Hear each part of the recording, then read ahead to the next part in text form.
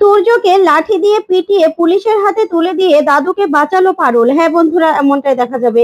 তাই সম্পূর্ণ জানতে ভিডিওটিতে লাইক দিয়ে চ্যানেলটি সাবস্ক্রাইব করে দেখতে থাকুন। গল্পের শুরুতে দেখা যাবে বাড়িতে এসে দাদু সহ বাড়ির সবাইকে সবটা খুলে বলে। তখন দাদু শুনে বলে, কি বলছো তোমরা? তুর্য কফিতে ড্রাগ মিশাতো? তখনই রায়ন বলে, হ্যাঁ দাদু, আমি এত খারাপ খারাপ মানুষ দেখেছি, তারপরেও তুর্যর মতো এত ডেঞ্জারাস ছেলে আমি আজ পর্যন্ত দেখিনি। এবার যাও প্ল্যান করেছিল, এতে তো আমার জীবনটা পুরো শেষ হয়ে যেত দাদু। ভাগ্যিস মল্লার সবটা দেখতে পেয়েছিল, বুঝতে পেরেছিল, যার জন্য মল্লারের জন্য আমি বেঁচে গেছি। তখনই ঠাম্মি বলে, ওমা গুমা, ছেলেটা এত খারাপ? তখনই রায়ানের মা বলে, আমার ছেলেটার কি অবস্থা হতো, ভাগ্যিস আমার ছেলেটা এবার বেঁচে গেছে।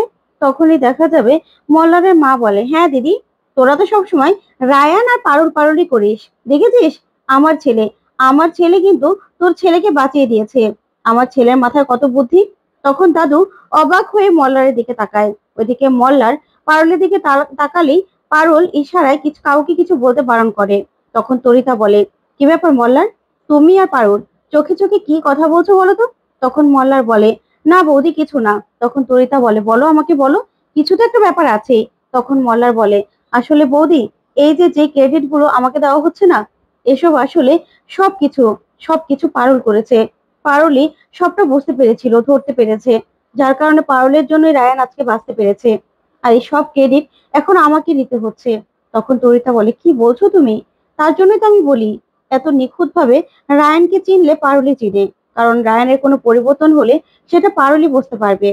এটা তো আমি আগেই বুঝতে পেরেছিলাম। আসলে পারুল খুব ভালোবাসে তো রায়ানকে।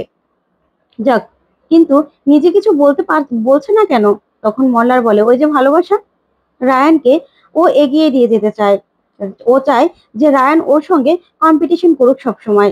ও যেন কৃতজ্ঞতার নিচে না পড়ে যায়, চাপা না পড়ে যায়, সেজন্য। তখন তরিতা বলে, সত্যি মেয়েটা খুব ভালোবাসে রায়ানকে।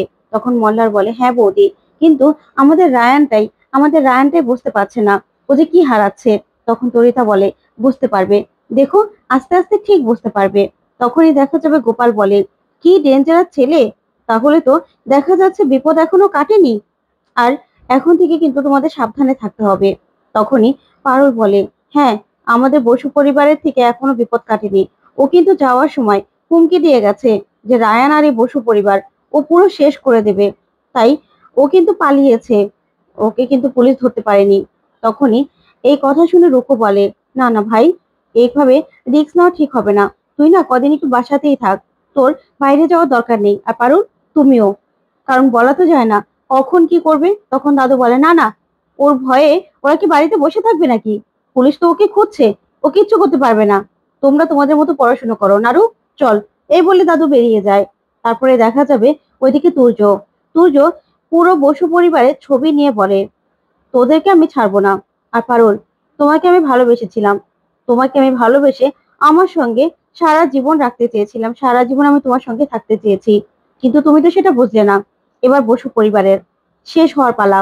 আজকে থেকে এক এক করে সবাইকে আমি শেষ করে দেব। আমার দাদুকে আমি যে কথা দিয়েছিলাম, এখন সেই কথা রাখার সময় চলে এসেছে। এবার আজকে থেকে বসু পরিবারের ধ্বংসলীলা শুরু। এই বলেই টার্গেট করে আশুতোষ বসুকে। ওইদিকে দেখা যাবে রায়ান পড়তে বসেছে। তখন রায়ান পড়তে পড়তে বলে, আমি আমি তো আগে পড়াশোনা করতাম না, আর এখন পারুলকে হারাতে গিয়ে কি সুন্দর পড়াশুনো করছি, তারপরেই সিম বিক্রি করছি, কত কিছু করছি। যাক, চলতে থাকুক। তখনই রায়ান একটা বই খুঁজতে থাকে, কিন্তু বইটা কোথাও পায় না। তারপরে ওর মাকে ডেকে বলে, মা, আমার বইগুলো কোথায়? তখন রায়ানের মা বলে, আছে তো, আমি নিয়ে আসছি, দাঁড়া। তখনই রায়ানের মা বইগুলো রেখে যায় আর বলে, তোকে এরকম পড়তে দেখে আমার খুব ভালো লাগছে। তখন রায়ান বলে, ঠিক আছে ঠিক আছে, যাও যাও। তারপরেই রায়ানের মা সেখান থেকে চলে গেলে রায়ান একটা বই নেয়। বই নিলেই রায়ান উপরের বইয়ের ছবিটা দেখে পুরো চমকে যায় আর বলে, এই ছবিটা কোথাও একটা দেখেছি, কোথায় দেখেছিলাম? তখনই রায়ানের মনে পড়ে যায় যে তপন যারা বাড়িতে গিয়ে এই ছবিটা দেখেছিল। তখন তো রায়ান চমকে যায় আর বলে, এই ছবিটা? তখনই পারুল আসে আর এসে বলে, রায়ান, তোকে যে আমি একটা বই দিয়েছিলাম সেই বইটা কোথায়? নোটটা আমাকে ফেরত দে। তখনই রায়ান বলে, ওসব ছাড়, এই ছবিটা দেখতো, মনে পড়ছে কিছু? তখনই পারুলের ছবিটা দেখে মনে পড়ে যায় আর বলে, হ্যাঁ, এটা তো তপন যারা বাড়িতে দেখেছিলাম। আসলে তাহলে কি এই ম্যানেজমেন্টের সঙ্গে জড়িত কেউ? ইউনিভার্সিটিতে পড়ে? তখনই পারুল বইটা খুলেই দেখতে পায় যে না, এই বইটা শুধুমাত্র ব্রাইট মাইন্ডস থেকেই পাবলিক করা।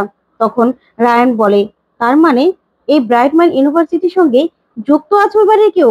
তখন পারুল বলে, হ্যাঁ রায়ান, তার মানে এই ব্রাইট মাইন্ড ইউনিভার্সিটির সঙ্গে কেউ যুক্ত আছে, না হলে এই বইটা যাওয়ার তো কথা নয়। আর এই ছবিটা আমাদের সেদিন তাহলে বোকা বানানো হয়েছে, তাই তো? কিছু একটা তো আছে। তাহলে ব্রাইটম্যান ইউনিভার্সিটিতে হয়তোবা ওই তপন জানার কেউ আছে। কে হতে পারে? তখনই পারুলের তুর্যর কথা মনে পড়ে যায়, যে সেদিন তুর্যকে বাইক নিয়ে যেতে দেখেছিল পারুল। তখনই পারুল বলে, পেয়ে গেছি রায়ান, তাহলে তার মানে সেদিন আমি সত্যি দেখেছিলাম তপন জানার বাড়ি থেকে আসার সময়। আমি তোকে বলেছিলাম মনে আছে যে তুর্যকে যেতে দেখেছিলাম, তার মানে সেদিন তুর্যই সেখানে গিয়েছিল। আর তুই মনে করে দেখ না, প্রত্যেকটা ঘটনায় পরপর আমরা তুর্যকে সেখানে গিয়ে পেয়েছিলাম। তার মানে এই সব কিছুর পিছনে রয়েছে তুর্য। তার মানে সবকিছু হিসেব করলে এটা দাঁড়ায় যে তুর্যই হলো তপন জারার নাতি। তখনই রায়ান বলে, কি বলছিস তুই?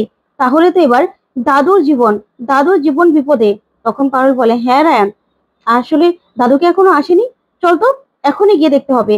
আজকে যদি দাদুর উপর হামলা করে তুর্য, তাহলে? তখনই রায়ান বলে, দাঁড়া, চল চল। এই বলে ওরা দুজনই বেরিয়ে আসে। এদিকে সবাই গোপালের সঙ্গে কথা বলছিল।